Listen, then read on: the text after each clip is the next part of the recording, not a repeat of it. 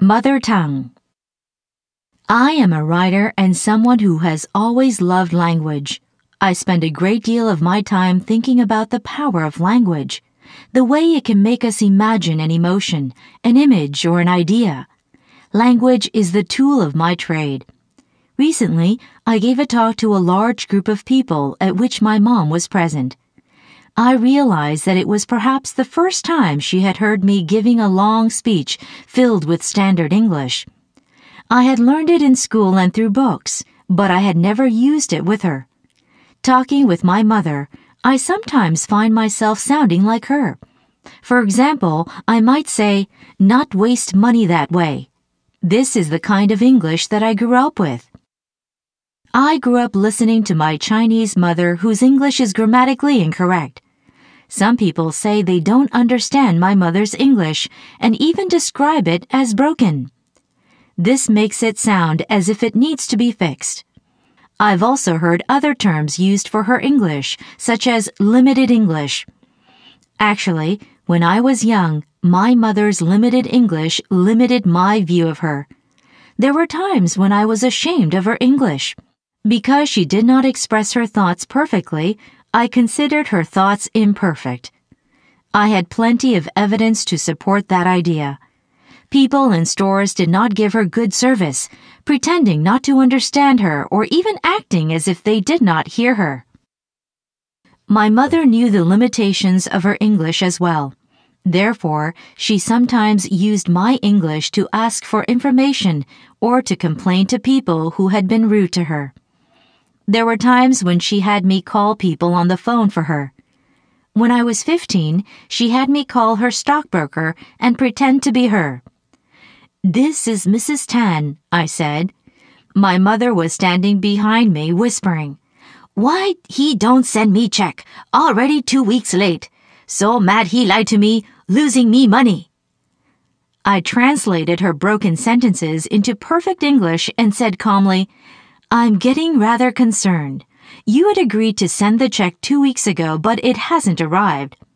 She also made me tell the stockbroker that if she did not receive her check immediately, she would come in to complain to his boss in person.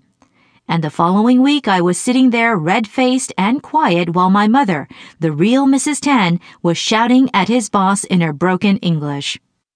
Actually, my mother's language played a large role in shaping my language and affected my performance on tests.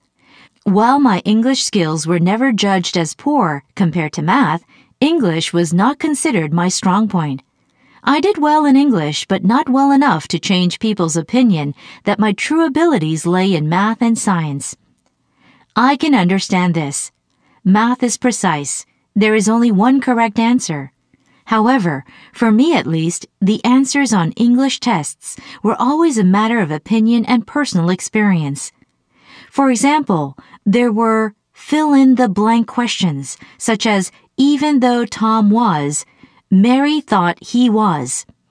The grammatical structure, even though, limited the correct answer to something like, even though Tom was shy, Mary thought he was charming. According to my mother, however, there were very few limitations, and many different words could be the answers like, even though Tom was foolish, Mary thought he was ridiculous. So I never did well on tests like that. I've often been asked as a writer why there are few outstanding Asian Americans in American literature. What makes them hesitate to sign up for creative writing programs? Why do so many Chinese students choose engineering as their major in university? These are difficult questions to answer. But recently, I have found in surveys that Asian American students do a lot better on math tests than on English.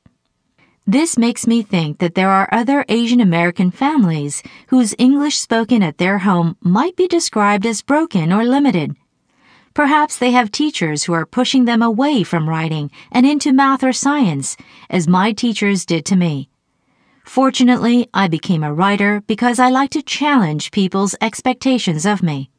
I have been thinking lately about my mother's English. Some of my friends tell me they understand 50% of what my mother says. Some say they understand 80 to 90%. Some say they understand none of it, as if she were speaking Chinese.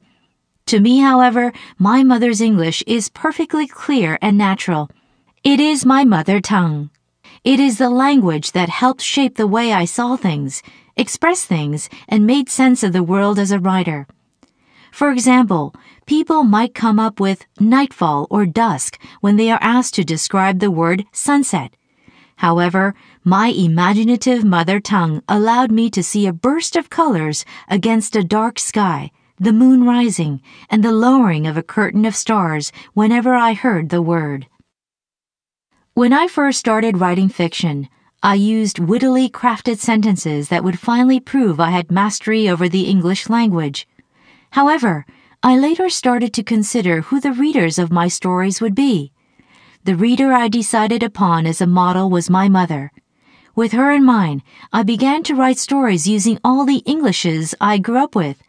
The simple English I spoke to my mother, the broken English she used with me, and what I imagined would be her meaning if she could speak in perfect English. I wanted to reveal what language ability tests could never find out, her observations and insights. I knew I had succeeded when my mother finished reading my book and said, "So easy to read."